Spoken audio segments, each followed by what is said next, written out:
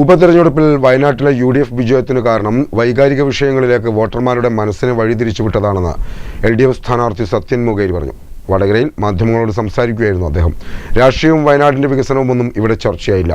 നെഹ്റു കുടുംബത്തിന്റെ പാരമ്പര്യം, ത്യാഗം, ഇന്ദിരാഗാന്ധി, രാജീവ് ഗാന്ധി എന്നിവരുടെ രക്തസാക്ഷിത്വം തുടങ്ങിയവയെല്ലാം വോട്ടർമാരിലെത്തിച്ചു.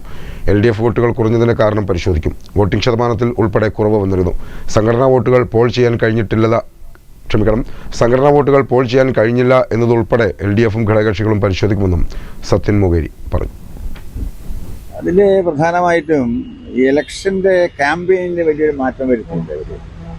ഇലക്ഷൻ്റെ ക്യാമ്പയിനിൽ അവർ പൊളിറ്റിക്കൽ ഇഷ്യൂസും വയനാടിൻ്റെ ഡെവലപ്മെൻറ്റ് ഇഷ്യൂ അങ്ങനെയുള്ള ജനങ്ങളുടെ പ്രശ്നങ്ങൾ ഉയർത്തി മുന്നോട്ട് പോകാത്തൊരു സാഹചര്യം, സെൻസിറ്റീവായിട്ടുള്ള വളരെ പേഴ്സണൽ സെൻസിറ്റീവായിട്ടുള്ള ഇഷ്യൂസിലേക്ക്, ഇമോഷണലായ ഇഷ്യൂസിലേക്ക് ജനങ്ങളുടെ മൈൻഡിനെ ഡൈവേർട്ട് ചെയ്യാനുള്ള കാര്യത്തിൽ അവർ നല്ല വിജയം ഉണ്ടായിട്ടുണ്ട്.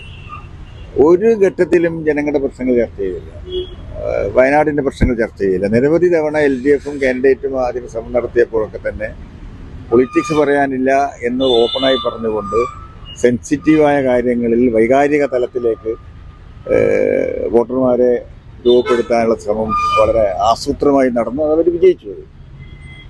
അതിൻ്റെ വിജയം അവർക്കുണ്ടായിട്ടുണ്ട്. ആ പൊളിറ്റിക്കൽ ഇഷ്യൂ ഡൈവേർട്ട് ചെയ്ത് സെൻസിറ്റീവായിട്ടുള്ള ഇമോഷണലായിട്ടുള്ള വിഷയങ്ങൾ ഉയർത്തിക്കൊണ്ടുവന്ന് ജനങ്ങളെ ഒരു വൈകാരിക തലത്തിലേക്ക് ഉയർത്തിക്കൊണ്ടുവരുന്നു. അത് LDFും LDFിലെ പാർട്ടികളും അത് എന്താണെന്ന് പരിശോധിക്കുന്നത്. എന്താണ് കുറയാൻ കാരണം?